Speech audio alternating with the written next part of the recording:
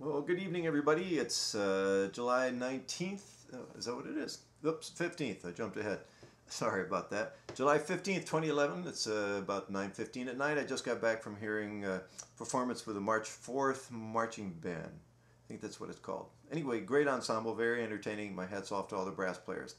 Just shows there is work out there for those who are creative, and the entrepreneurial types will find work. And I'm going to have more to say about the subject a little later on in a different video. But tonight, let's talk a little bit more about the upper register. So as I go into the upper register, as I try to go into the upper register,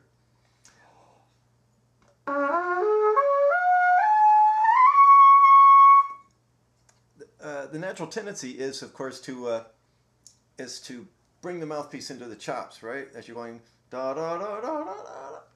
We all know that feeling, especially at the end of the night. But the best thing you can do is to counteract. It's real simple. Just move forward as you play higher.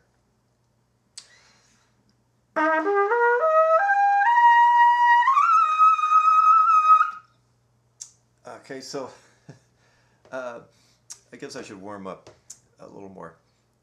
So anyway, as I'm going higher, I want to push the mouthpiece, go forward with the mouthpiece, right? It's really important to counteract this tendency.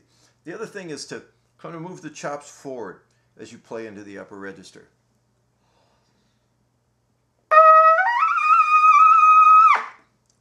Don't kiss off the note, I'm sorry. On the other hand, sometimes it's fun to do. The other thing is to move the chops forward as you go higher. And you can practice all these things in the middle register, right? As you're just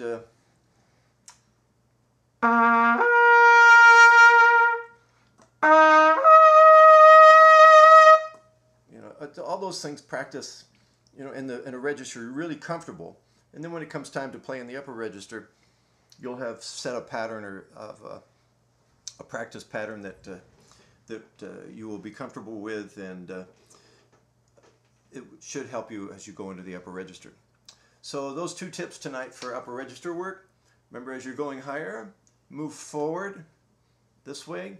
And the other thing is, as you go higher, get your chops more in the mouthpiece. And that's one reason I like the stamp exercises also, is that stamp exercises set you up nicely.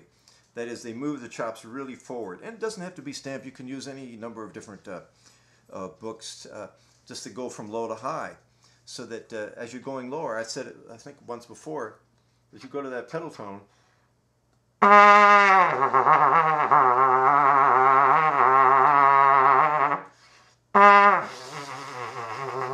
whatever it takes to get those chops forward, and then as you go back into the upper register, you're set forward already to begin with. And if your tendency is to move your chops back, the corners back, which a lot of trumpet players do, myself included, but if I'm starting out really forward like this, then as I go higher, keeping the corners as firm as I can, and keeping this shape here, visualizing that shape, then as I go into the upper register, I'm already got more cushion in the mouthpiece, so if I do come back a little bit, I've still got plenty of cushion to help me as I go in the upper register.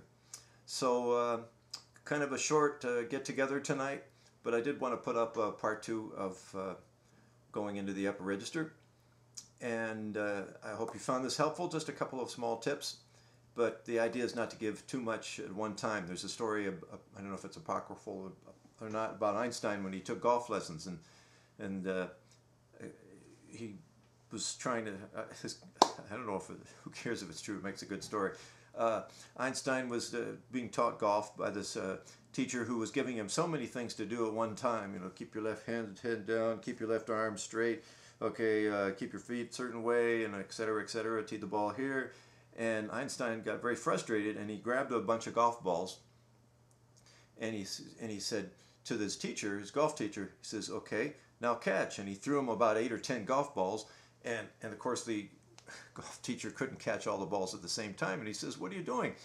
And Einstein said, well, I'm doing the same thing you just did to me. You give me so many things to think about at one time that I'm never going to be able to focus on any one particular thing. So it's a good story. As you're practicing, try to focus on one particular thing at a time. That's very helpful, and eventually put it all together.